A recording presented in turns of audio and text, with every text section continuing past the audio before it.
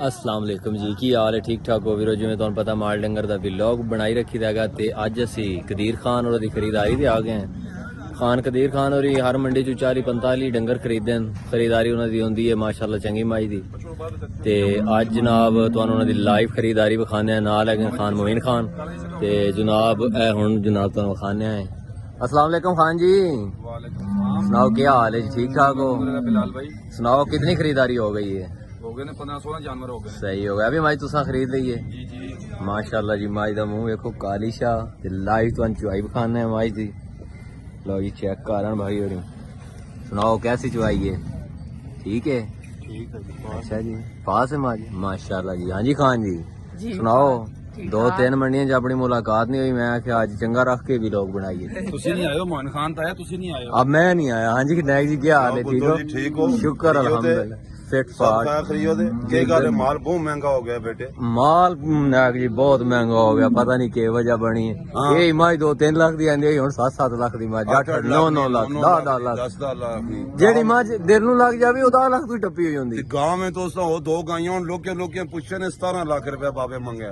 17 लाख रुपया? हाँ वो सामने खलतियां ने पंजाबी जी टगियां ने दो। महंगाई ने करके बिलाल भाई काफी डेरे आए भी कोई नहीं आज। अच्छा जी, इसे वजह तो जेड़ा बाकी घट गई। इस मंडी काफी डेरे नहीं आए महंगाई ने करके। खरीदने वाले ते के बेचने वाले। सही गल है, मां खरीदारी बड़ी महंगी फिर है। खर्चा इतना पै जुलना पुत्तर बेकी की मंजी दे 25,000 रुपया डंगरे दे गाई मई दे खर्चा पै जाना है। सही के ख्याल है? हाँ जी बिल्कुल सही गल है, मज अल्लाह बहुत पाक महंगी। ना मंडी वाले ते अज दे एक दिन तबाही कर सटी है। अच्छा जी 5-6 हजार रुपया लिखावी पे के ने 22,000 रुपया पराली ना पे के ने सही पराली पे पाने वाले ना 1000 1500 रुपया दो जी।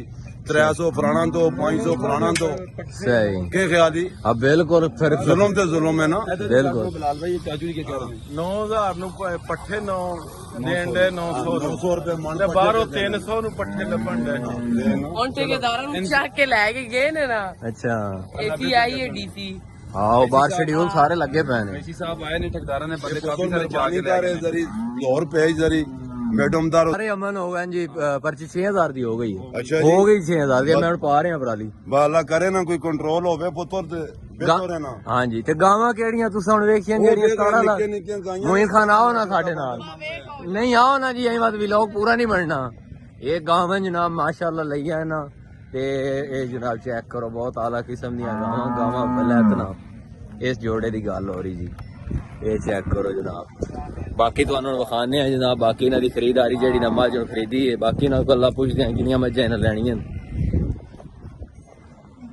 अच्छा हुण 15 मज्जां हो गईयां ने जी अच्छा ते आज की लवणियां कितनी हैं? इंशाल्लाह ताला राधा है अल्लाह नो हुक्म है तकरीबन 45-50 मन गां लैसा अल्लाह नो हुक्म है। सही तुहाडा काम सेल परचेज दी है? इंशाल्लाह ताला ये माशाल्लाह तुसीं वेखदे रहंदे हो हाजी खान कयूम खान ते लाइव उन्हां नाल असीं व्लॉग बना रहे हैं। इस्लामाबाद पिंडी दे बहुत मशहूर व्यापारी जनाब कदीर खान और इन्हां दे बेटे ते मोइन खान और माशाल्लाह और तीसरी पोंग इन्हां दी माशाल्लाह चल पई है। ये जनाब पूरा हुण कारीगर है, माड़े जिहा धुप दिया होना वीडियो सही नहीं आ रही। थोड़े तोपते आओ ना जी। ये माशाल्लाह हुण तीसरी पोंग जनाब चल पई हैगी है, पूरा कारीगर हो गया हुण इस टाइम। अज वेखदा अगले दिन इस लईयां जनाब 4 गावां 5 मिनट नहीं इस सौदे दे लाए ते नाल खान कयूम खान भी खलोते रहन, कदीर खान भी खलोते रहन। इन्हां दे जदों खान जी उस आखे 20,000 होर उत्ते पाओ, तुसा कहीं 20 पा लो, तुसा कहीं चल 40 पा, वो 33,40,000 दी होइयां चार ते गावां भी माशाल्लाह चंगियां। क्यों खान जी? जी बिल्कुल। खान जी खड़ियां ने खड़ियां ने